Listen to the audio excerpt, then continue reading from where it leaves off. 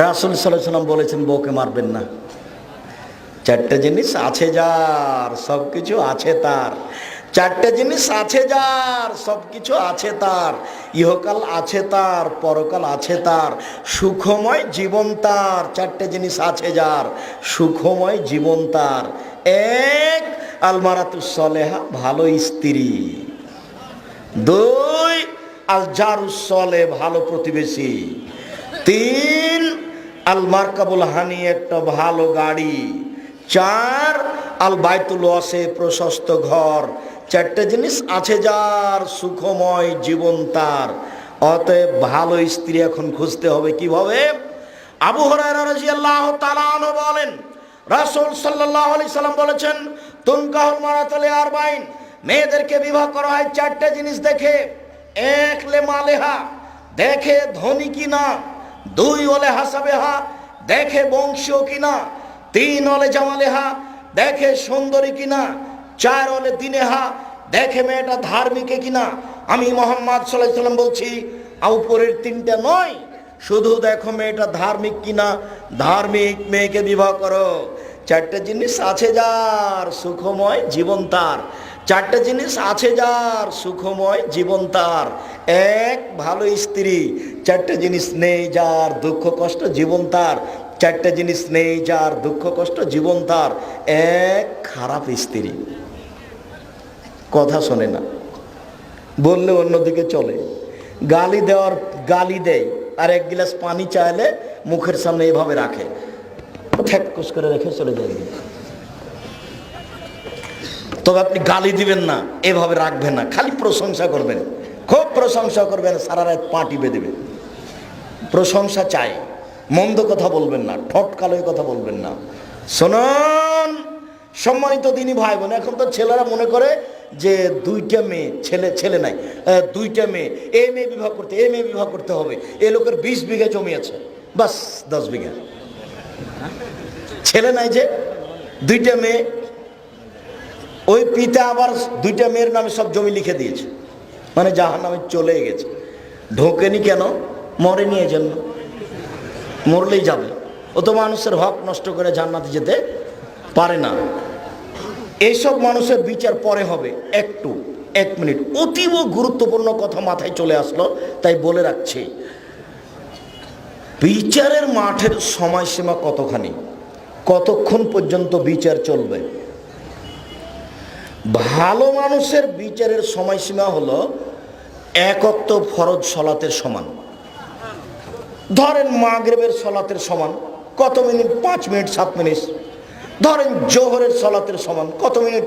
5, 7, 10 minute. এটা হলো বিচারের মাঠের সময়সীমা। তো কারো যদি বিচার দেরি হয়, তাহলে একদিন সমান হলো 50,000 বছর। তো আপনার বিচার যদি 3 দিন দেরি হয়, তাহলে 1.5 লক্ষ বছর থামতে হবে আপনাকে। বুঝাতে পারিনি কথা? আপনার বিচার যদি একটু দেরিতে হয়, তাহলে কতদিন থামতে হবে? 3 দিন। যদি দেরি হয়, তাহলে 1.5 লক্ষ বছর থামতে হবে। যারা জুলুম করে, মানুষের প্রতি জোর করে জমি দখল করে, ওরা জালেম, ওদের বিচার পরে হবে। যারা মেয়েদেরকে জমি লিখে দিয়েছে, ওরা জালেম, ওদের বিচার পরে হবে। যারা জাকাত দেয় না, ওসর দেয় না, নিমগাছি মাদ্রাসাতে ওসর জাকাত পাঠায় না, বের করে না, ওরা জালেম, ওদের বিচার পরে হবে। ওরা কিভাবে জুলুম করলো আব্দুর রাজ্জাক সাহেব? ওরা ফকিরের হক দেয়নি, ফকিরের হক মেরে খেয়েছে। কওমি খারেজি মাদ্রাসার একটা হক ছিল, সেটা মেরে খেয়েছে, এই জন্য ও জালেম। অথচ উপার্জন নিজে করেছে, নিজে উপার্জন করে জালেম হয়েছে। কেন? ফকিরের হক মেরে খেয়েছে, এই জন্য।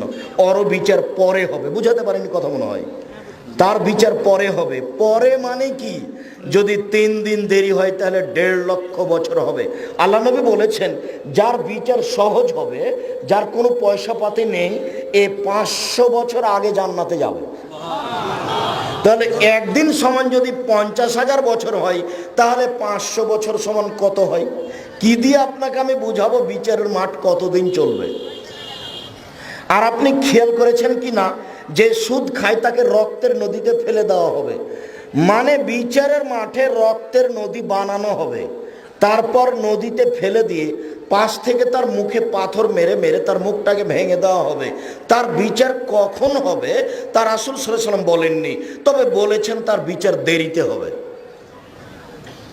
যারা সুদ খায় তাদের বিচার দেরিতে হবে, যারা জুলুম করে তাদের বিচার দেরিতে হবে, যারা রিক্সাওয়ালাকে এক থাপ্পড় মেরেছে বিদেকে দিয়েছে টাকা দেয়নি এদের বিচার দেরিতে হবে, যারা জমি জোর করে দখল করেছে তাদের বিচার দেরিতে হবে, যারা টাকা কর্জ নিয়ে ঋণ নিয়ে দেয়নি তাদের বিচার দেরিতে হবে।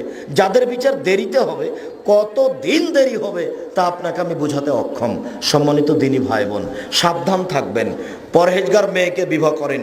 এবার একটু দেখতে যাই রাজশাহী চাঁপাইনবাবগঞ্জের বিবাহের শুরু থেকে শেষ পর্যন্ত একটা কাজও জায়েজ নয়।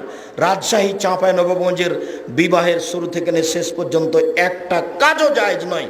আমি বগুড়ার বিবাহের খবর জানি না, তবে গাইবান্ধার বিবাহের খবর জানি। একটু বলে নিয়ে আমি আগাচ্ছি যে মেয়ের কাছে বিবাহ পড়াতে যায় মানুষেরা, মেয়ের কাছে বিবাহ পড়ানো হারাম।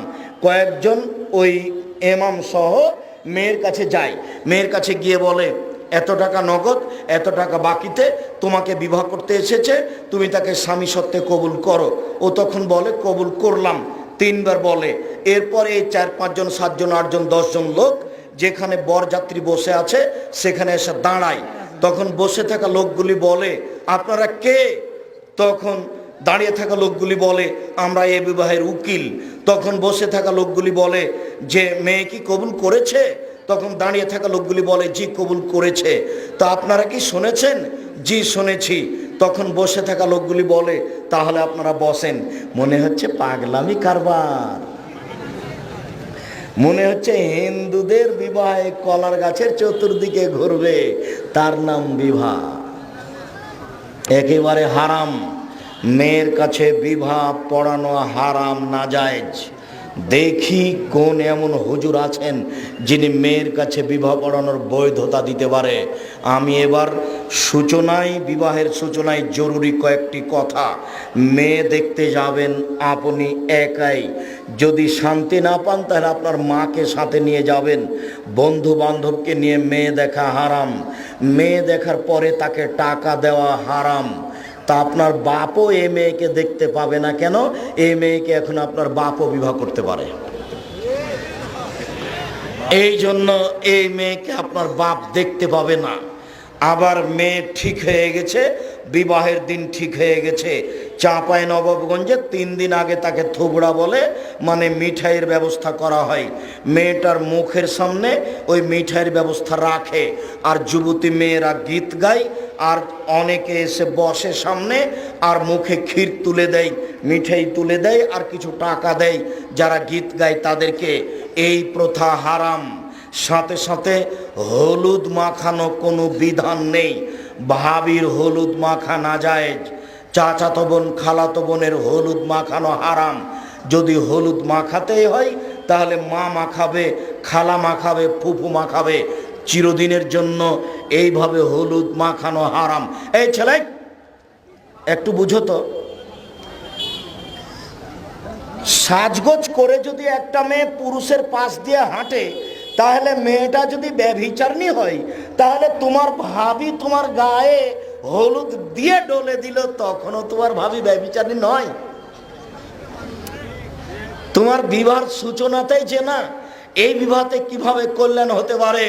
চিরদিনের জন্য হলুদ মাখানো নিষিদ্ধ ঘোষণা করা হলো। এই বগুড়ার মাটিতে আর কোনোদিন যুবতী মেয়েরা তার দেবর ভাসুরের গায়ে হলুদ মাখাবে না। কোনো মেয়ে কোনো মেয়ের গায়ে হলুদ মাখাবে না।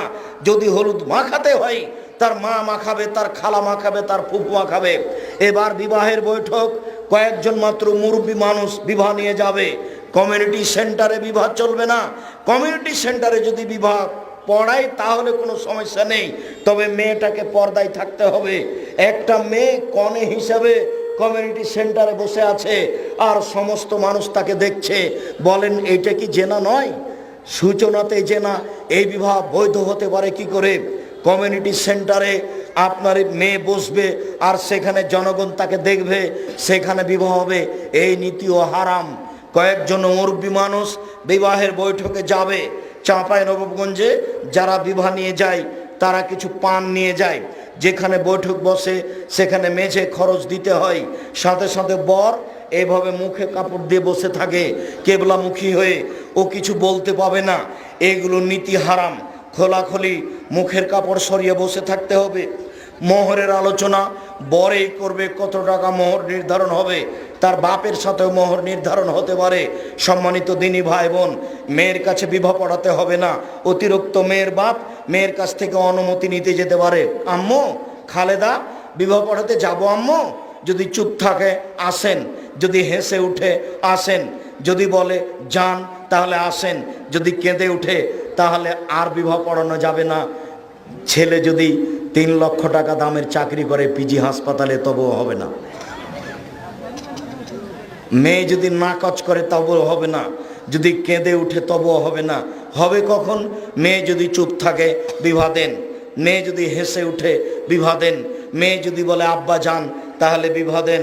এইবার বিবাহের বৈঠকে 2 জন সাক্ষী লাগবে আর মেয়ের বাপ বসবেন। আগে খুতবা হবে, মেয়ের বাপ নিজেই খুতবা পড়বেন বা একজন মাওলানা সাহেব খুতবা পড়লেন। খুতবা পড়ার পরে মেয়ের বাপ বলবে এত টাকা নগদ, এত টাকা বাকিতে আমার মেয়ে তোমার সাথে বিবাহ বন্ধনে আবদ্ধ হতে রাজি। আমার মেয়ে খালেদা তোমার সাথে বিবাহ বন্ধনে আবদ্ধ হতে রাজি, তুমি তাকে স্ত্রী হিসেবে কবুল করো।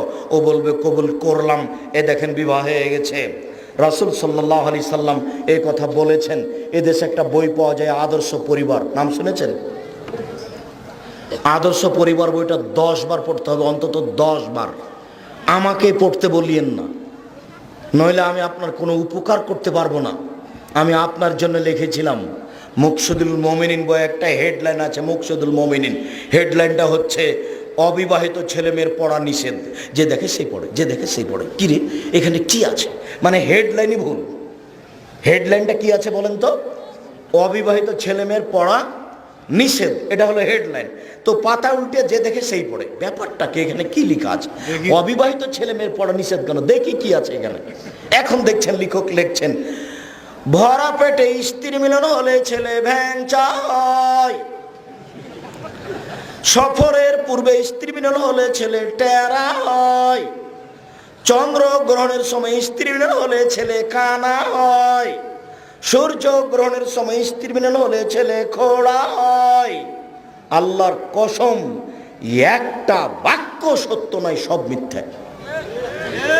শুধু মিথ্যা নয়, কোরআন মাজিদের সরাসরি বিরোধী। কোরআন মাজিদে আল্লাহ তাআলা বলেন, নিসাউকুম হারসুল লাকুম ফাতু হারসাকুম আন্না শিতুম। পৃথিবীর মানুষ তোমাদের স্ত্রী, তোমাদের জমি। পৃথিবীর মানুষ তোমাদের স্ত্রী, তোমাদের ক্ষেত। তোমরা তোমাদের জমিতে আসো, তোমরা তোমাদের খেতে আসো তোমাদের ইচ্ছে মতো। সকালেই কি, বিকেলেই কি, দুপুরেই কি, ভরা পেটেই কি, সফরের পূর্বেই কি, চন্দ্রগ্রহণ লাগলেই কি আর না লাগলেই কি। এটা আল্লাহর বিধান। অতএব এই বইগুলি পড়া আপনার একান্ত জরুরি। লেখকের কলম, বক্তার বক্তৃতা পুঁথির গানের মতো আমাকে ওইরকমই মনে হয়। পুঁথির গান মানে 6 মাসের রাস্তা মর্দ 6 দিনে গেল, ঘোড়ায় চড়িয়া মর্দ হাঁটিয়া চলিল। পুঁথির গান। ফাতেমা কান্দিয়া কয় আজ বুঝি হোসাইন কারবালাতে শহীদ হয়। ফাতেমা কান্দিয়া কয় আজ বুঝি হোসাইন কারবালাতে শহীদ হয়। যেদিন হোসাইন ইরাকের মাটিতে কারবালার মাঠে শহীদ হন, তার 49 বছর আগে ফাতেমা মারা গেছে। কি করে কেঁদে কথা বলতে পারেন? ওই কথা যেমন, এই লেখকের কলমও তেমন, হুজুরের বক্তব্য তেমন। আপনাকে সাবধান হওয়ার জন্য বলছি। যারা সঠিক কলমে বই পুস্তক লিখছেন, তা 10 টাকা খরচ করে তাদের বই পড়েন, আর একজনকে পড়তে দেন। সম্মানিত দিনী ভাই বোন, এবার বৈঠকে শেষ হয়ে গেল বিবাহ পড়ানো। আপনাদের বৈঠকে হাত তুলে দোয়া চলছে। হাত তুলে দোয়া বিদাত, দেখেন আল্লাহ রাসূল কি বলছেন, বৈঠক শেষে আল্লাহ রাসূল বলছেন, বারাকাল্লাহু লাকা ওয়া আলাইকা ওয়া জামা বাইনাকুমা ফি খায়রিন। আল্লাহ তোমাকে বরকত দান করুক, আল্লাহ তোমার উপরে বরকত দান করুক, আল্লাহ তোমাদের দুইজনকে কল্যাণের উপরে, দাম্পত্য জীবনের উপরে একত্রিত করুক। এই দোয়া আল্লাহ নবী পড়েছেন। আর আপনার বেদাতি হুজুর লম্বা দোয়া টেনেছেন, এইটা গুনাহ হবে, ওইটাতে নেকি হবে। এই ছেলে, কথার 19-20 করার কোনো সুযোগ নেই। কথা রেকর্ডিং হচ্ছে, তুমি মনে রেখো। কথা আমাকে ফিরিয়ে নিতে হবে না ইনশাআল্লাহ। তবে আমি মানুষ, কোনো জায়গায় যদি সত্যি ভুল থাকে আমি তা ছেড়ে দিতে বাধ্য থাকবো। ইসলাম আমার পৈতৃক সম্পত্তি নয়। জাতির যদি রাস্তাঘাট করে দিতে না পারি, জাতির যদি স্কুল কলেজ করে দিতে না পারি, জাতিকে চূড়ান্ত সঠিক ধর্ম দিতে পারবো ইনশাআল্লাহ। ধর্মের ব্যাপারে জাতিকে ফাঁকি দিয়ে পরকাল হারাতে রাজি নই। বিবাহের শেষে এই দোয়াই পড়তে হবে। আমি বহুবার বলেছি, রুজি ভিন্ন জিনিস, বরকত ভিন্ন জিনিস। রুজি ভিন্ন জিনিস, বরকত ভিন্ন জিনিস। সব কিছুতেই বরকত লাগে। গিলাসটা তো বরকত লাগে, বিবাহটা তো বরকত লাগে। আব্দুর রাজাক সাহেব, বিবাহতে একটু বরকত কি বুঝাবেন? হ্যাঁ হ্যাঁ, খুব বুঝাবো। বিবাহের বৈঠক শেষ হয়েছে মাত্র, আর বরের পক্ষ থেকে একটা ছেলে একটা বেঢঙ্গা কথা বলে দিয়েছে। এই যে মেয়ের বাপ খেপে গেল, না মেয়ে পাঠাবো না, জি না মেয়ে পাঠাবো না, এই বৈঠকে তালাক নিব। তালাক নিয়েই ছেড়ে দিল, তার মানে বিবাদে বরকত নেই। কথা বুঝাতে পারলাম না? তোমার আব্বা আজকে একটা টেবিল তৈরি করেছে খুব সুন্দর করে, 3 দিন থেকে মিস্ত্রিরা বানাচ্ছে। তো রেখেছে, মিস্ত্রি গেছে সন্ধ্যার সময়তে, ওপরে একটা বস্তা ছিল ধানের, পড়ে টেবিলটা ভেঙে গেছে। দেখো এর বয়স কতটুকু। তোমাদের বাড়িতে একটা টেবিল আছে তোমার দাদার করা, না বুঝাতে পারলাম না কথা, ভালোভাবে বুঝাতে পারিনি। তোমাদের বাড়িতে একটা টেবিল আছে কতদিন থেকে? দাদার আমল থেকে। তার মানে ওটা নষ্ট হয়নি, মানে ওটাতে বরকত আছে। আর এটা আজকে মিস্ত্রি গেছে সন্ধ্যার দিকে, আর বস্তাটা পড়ে ভেঙে গেল, এই টেবিলে বরকত নেই। কথা বুঝাতে পারিনি? বরকনের ভিতরে বরকত আছে, তাই রাসূল দোয়া করেন, ওই দোয়া হবে না, এই দোয়ায় পড়তে হবে। এরপরে যত অনুষ্ঠান আছে সব হারাম।